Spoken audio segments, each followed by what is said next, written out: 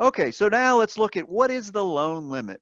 So the loan limit is the lesser of 2.5 times your average payroll, um, essentially during 2019. Now, if you weren't in business in 2019, it's a little bit different calculation.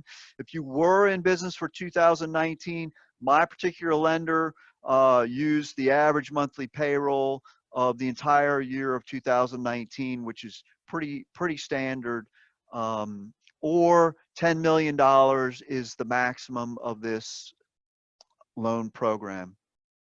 So here's where we get into some other controversy. Payroll costs as defined in the Act. So first of all, payments for compensation for employees, salaries, wages, commissions, you can only count the first $100,000 that you pay for somebody. So if you pay somebody $150,000 a year, you can only count 100,000 of their salary. It doesn't include cash tips or the equivalent, vacation, parental, family leave.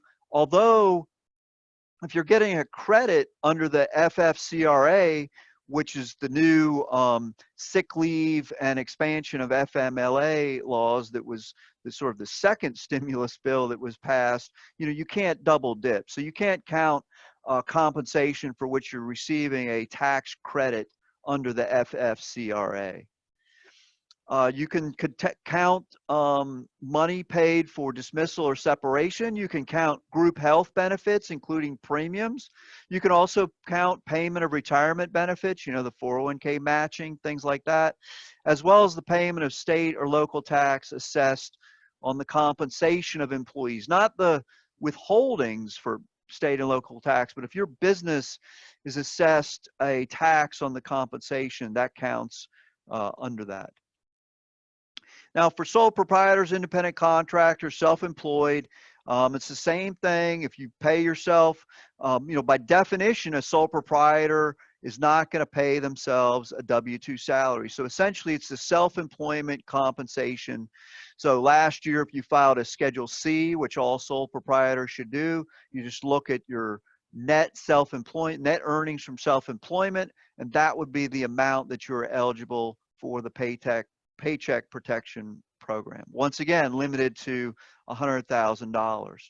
Now, excluded from payroll, what's not counted, as I already mentioned, any wage in excess of $100,000, any payment for an employee whose principal residence is outside the U.S.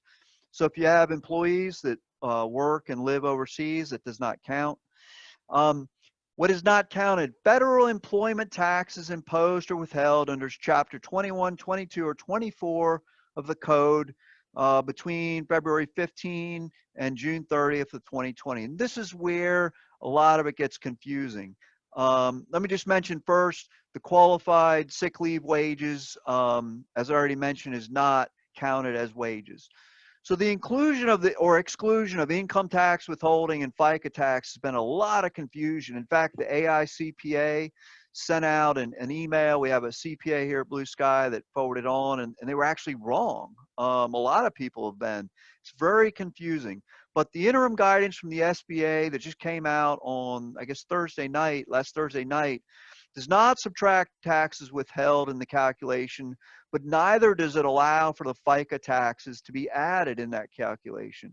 And just so you know, so I applied for and was approved by my lender for this program, and there were no payroll taxes allowed in the calculation of my loan. And I'm gonna get into that. The bank I use, Live Oak Bank, it's actually the nation's largest SBA lender.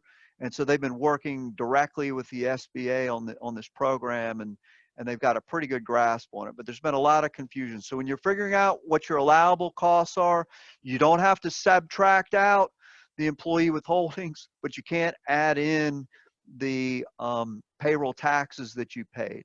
Now, when you look for what amounts are forgiven, it's going to be a slightly different calculation, and that's where you see that those dates between February 15th and June 30th. My sense is that there's going to be some technical corrections that come out on this, especially on what is forgiven. But when you're applying for this, I would urge you not to wait. If your bank says one thing and they're going to take your application, you're kind of stuck by what they're doing.